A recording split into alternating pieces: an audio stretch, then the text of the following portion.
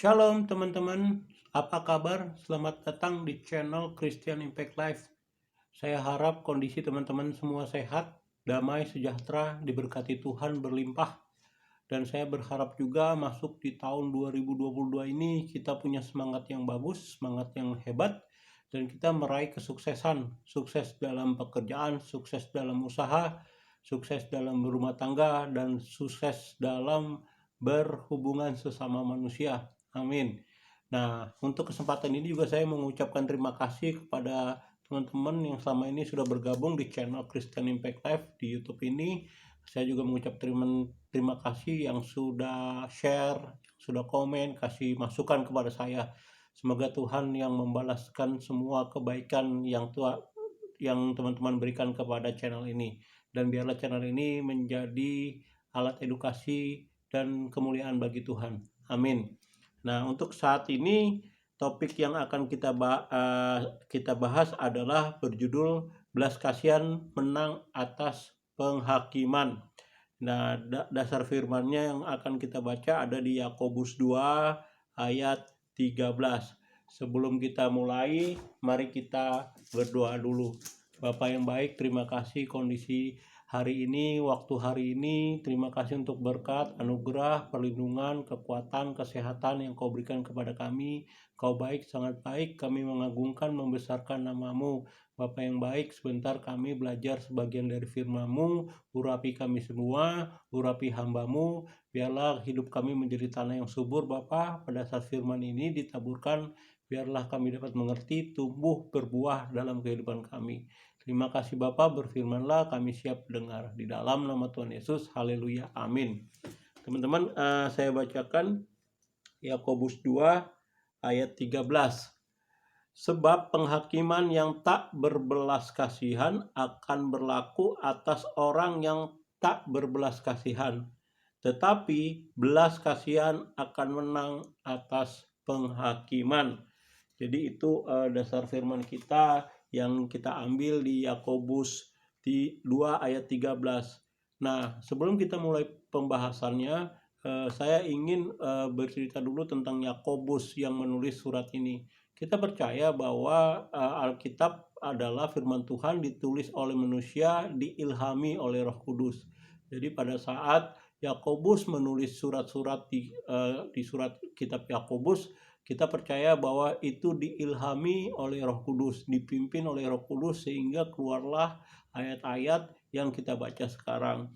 Nah, Yakobus itu adalah pemimpin umat Kristen, pemimpin pengikut Yesus pada saat Yesus sudah terangkat ke surga. Maka Yakobus adalah saudaranya Yesus itu, dia menjadi uskup pertama di Yerusalem. Dialah pemimpin. Ada waktu itu ada Petrus, Yohanes, dan murid-murid Yesus yang lain. Nah, Yakobuslah yang dianggap sebagai pemimpin sesudah Yesus terangkat ke surga.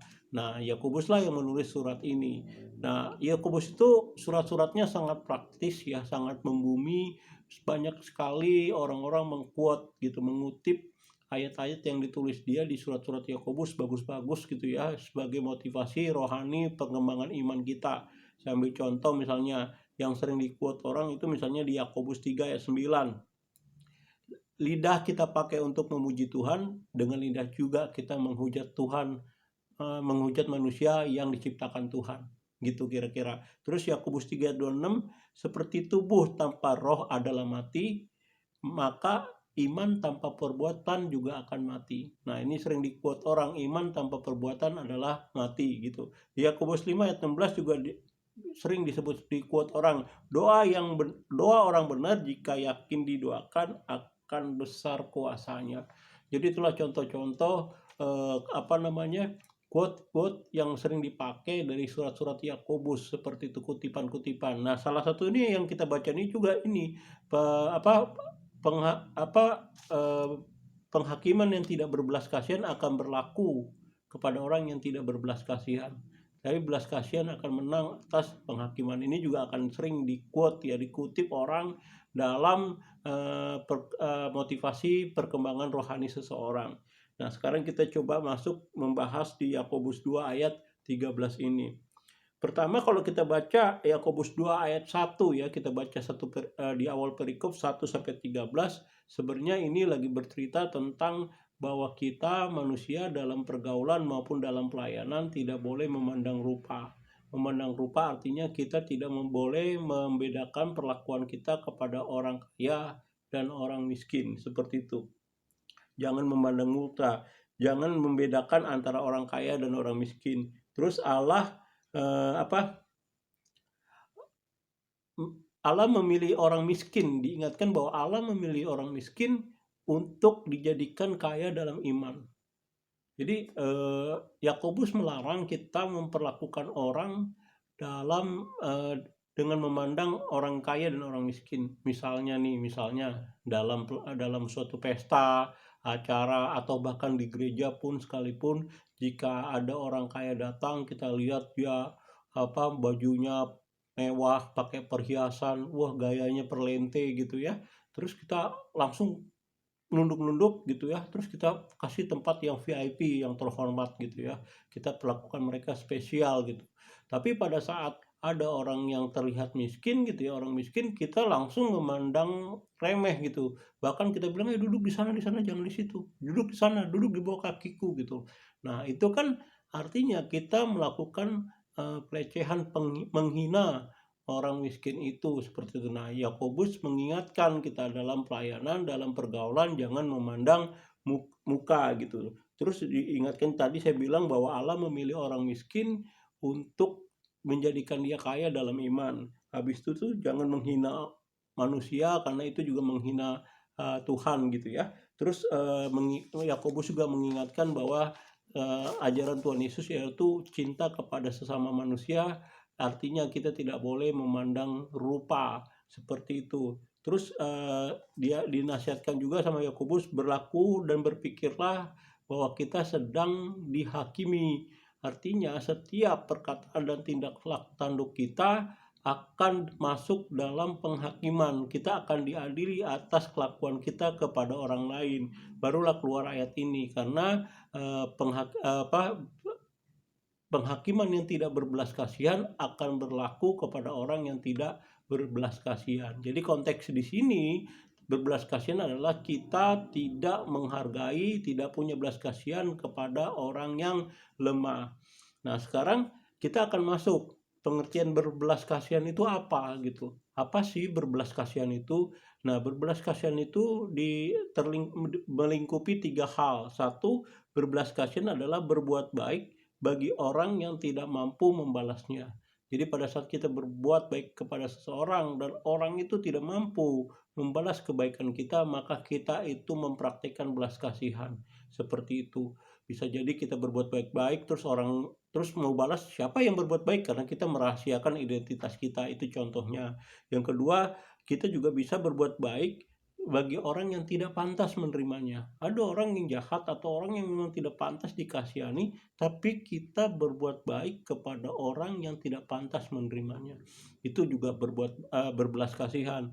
Terus berbelas kasihan ketiga adalah berbuat baik dengan cara kita melepaskan semua hak-hak kita. Harusnya ada hak-hak kita gitu ya, tapi karena kita punya belas kasihan, hak-hak kita lepas, kita akan berikan kepada orang lain. Seperti itu, yang kita tolong tentunya ya. Jadi itulah berbuat baik dengan cara kita melepaskan hak-hak kita. Jadi ada 3 hal dalam berbuat baik. Berbelas kasihan adalah berbuat baik kepada orang yang tidak mampu membalasnya. Berbelas kasihan yang kedua adalah berbuat baik kepada orang yang tidak pantas menerimanya. Yang ketiga adalah berbelas kasihan dengan berbuat baik dengan cara kita melepaskan hak-hak kita untuk berbuat baik kepada orang lain. Nah, selanjutnya apa sih belas kasihan itu menurut Alkitab gitu ya. Dalam catatan Alkitab banyak sekali itu tentang ayat-ayat tentang belas kasihan. Saya cuma mau meng-quote beberapa aja ya. Contoh 1, Amsal 4 ayat 31. Siapa yang menindas orang lemah itu menghina penciptanya. Tetapi siapa yang berbelas kasihan kepada orang miskin, itu sama aja memuliakan Tuhan. Seperti itu. Itu Amsal 4 ayat 31. Misalnya di Hosea 6 ayat 6 gitu ya. Gitu, sebab aku menyukai kasih setia. Tuhan bilang, aku menyukai kasih setia bukan korban sembelihan. Artinya Tuhan tuh lagi bilang bahwa aku lebih mengutamakan belas kasihan daripada ritual agamamu. Gitu. Aku nggak peduli ritual agamamu. Yang penting aku lebih mementingkan menyukai belas kasihan. Nah, ayat ini juga di-quote gitu. Dikutip sama Tuhan Yesus gitu. Tuhan Yesus lagi ngomong gitu kan kepada orang-orang Farisi gitu kan. eh, Apakah kalian nggak tahu ayat ini, misalnya ayat Hosea 6 ayat 6 ini, bahwa Tuhan lebih menyukai yang namanya belas kasihan daripada ritual agamamu. Jadi Tuhan Yesus pun mengquote. Nah, konteks Tuhan Yesus mengquote tentang ini adalah pada saat dia mau mencari orang yang salah gitu loh.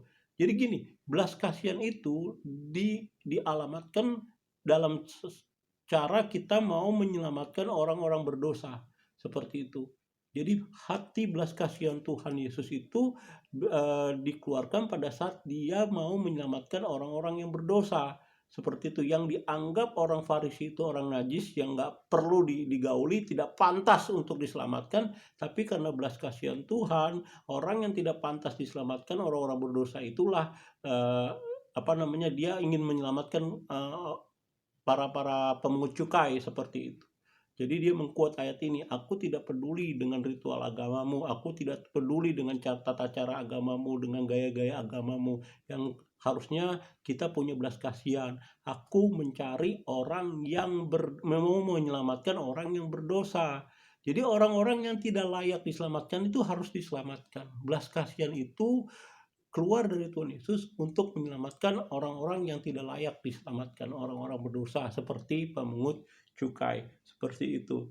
Nah, juga selanjutnya kalau kita baca di Yakobus 3 ayat 14 sampai 17, ya, saya bacakan aja Yakobus 14, Yakobus 3 ayat 14 sampai 17.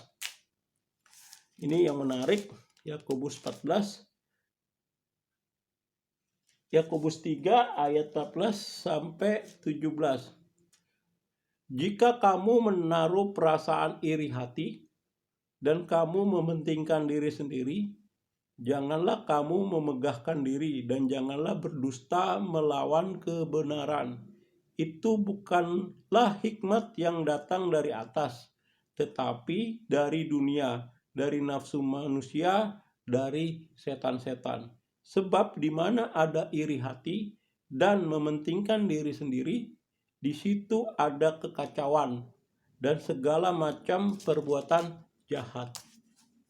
Tetapi hikmat yang dari atas adalah pertama-tama murni, selanjutnya pendamai, peramah, penurut, penuh belas kasihan, dan buah-buah yang baik, tidak memihak dan tidak munafik. Dan buah yang terdiri dari kebenaran ditaburkan dalam damai untuk mereka yang mengadakan damai. Jadi di sini Yakobus bilang bahwa berbelas kasihan itu adalah hikmat dari atas. Lawannya adalah hikmat yang dari dunia. Nah, dikatakan di sini adalah hikmat yang dari dunia itu adalah iri hati, mementingkan diri sendiri. Di situ di mana ada iri hati dan mementingkan diri sendiri, di situ ada kekacauan dan sumber segala macam perbuatan jahat, seperti itu. Jadi menarik sekali Yakobus membandingkan antara belas kasihan itu dengan iri hati dan mementingkan diri sendiri. Nah, sekarang yang menjadi renungan kita, bagaimana caranya belas kasihan itu bisa menang atas penghakiman. Sesuai dengan topik kita, belas kasihan itu bisa menang atas penghakiman. Saya kadang-kadang juga merenung, apa ya mungkin ya yang namanya belas kasihan itu bisa menang atas penghakiman. Karena dalam penghakiman itu pasti ada salah dan benar gitu loh. Itu ada di suatu proses pengadilan tentu akan terjadi perdebatan antara pembela dan jaksa gitu ya. Pembela dan jaksa adu argumentasi, adu data. Nah, bagaimana penghakiman itu bisa belas kasihan itu bisa menang atas penghakiman. Itu yang saya tuh bertanya-tanya lama, tapi pada suatu saat hikmat yang saya dapat gitu ya, rema yang saya dapat itu terjadi juga di Alkitab kejadiannya. Kejadiannya itu kalau kita baca di 1 Raja-Raja 3 ayat 24 sampai 28. Ini tentang Raja Salomo. Ya, ceritanya kan Raja Salomo didatangi dua wanita dursila. Ya, wanita dursila itu. Terus mereka sama-sama punya dua bayi gitu. Nah, salah satu dari perempuan itu meniduri bayinya sehingga mati. Ya, dari dua wanita dursila itu ada bayinya mati karena ketiduran gitu sama ibunya. Lalu ibu yang meniduri anak itu menukar gitu loh. Ibu yang anaknya mati itu ditukar bayinya sama temennya gitu. Jadi yang bayi mati dikasih ke temannya, bayi yang hidup itu diambil dari temannya, seperti itu. Lalu terjadilah pertengkaran perebutan bayi yang hidup seperti itu kan. Nah, kedua wanita dursila itu langsung menghadap Raja Salomo gitu kan, menghadap Raja Salomo gitu. Terus mereka langsung istilahnya mengadukanlah kasus ini untuk menunggu keputusan dari Raja Salomo gitu ya, seperti itu. Jadi suatu ada adu argumentasi dalam sidang pengadilan seperti itu antara dua perempuan ini seperti itu. Nah, yang menarik adalah kita baca keputusan dari Raja Salomo gitu loh. Saya bacakan ya di 1 Raja-Raja 3 ayat 28.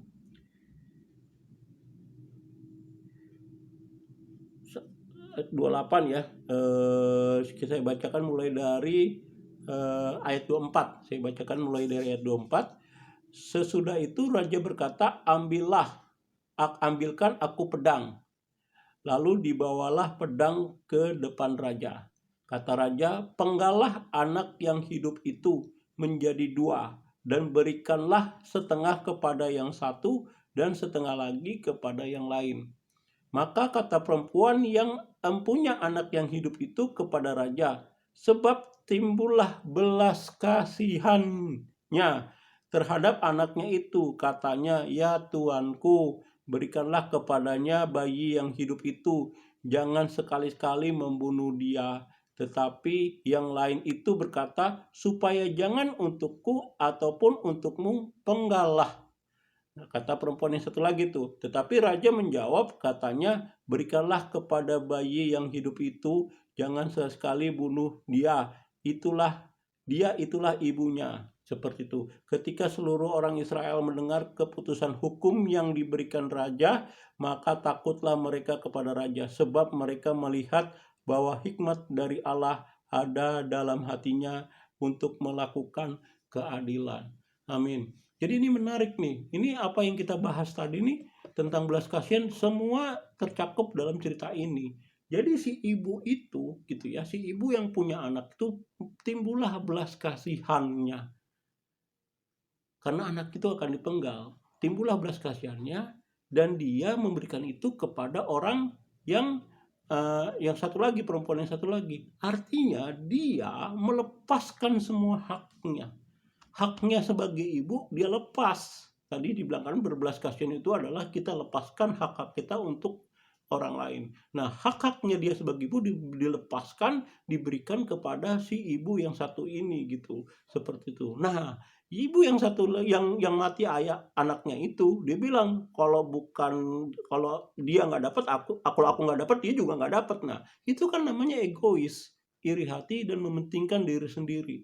Kan dibilang di mana iri hati dan mementingkan diri sendiri akan terjadi kekacauan dan sumber dari segala kejahatan. Menarik sekali. Artinya dengan berbelas kasihan di situ si ibu yang punya anak yang punya belas kasihan itu dia menang dalam penghakiman. Itu contoh praktek yang luar biasa gitu loh. Kejadian yang luar biasa, implementasi dari Yakobus itu sebenarnya sudah ada di zaman Raja Salomo. Itu adalah suatu cerita yang sangat menginspirasi saya gitulah, di mana itulah contoh yang valid di mana belas kasihan itu menang atas penghakiman. Jadi makna rohani yang bisa kita dapat dari renungan kali ini adalah marilah kita menaruh belas kasihan. Mintalah belas kasihan yang ada dalam Tuhan, kasih ada dalam hati kita. Kita berdoa, ya Bapa, berikanlah belas kasihan-Mu kepadaku. Jadi supaya belas kasihan Tuhan ada di diri kita, jadi di mana kita bisa memandang manusia seperti Tuhan memandang manusia. Belas kasihan itu adalah kunci awal dalam satu mukjizat. Seorang pendoa pun, siapapun, dengan beralaskan belas kasihan, maka mukjizat itu akan datang. Tuhan Yesus sebelum melakukan mukjizat, dia selalu dimulai dengan berbelas kasihan. Belas kasihan itu penting buat teman-teman, buat kita gitu ya teman-teman. Mari kita mempraktikkan.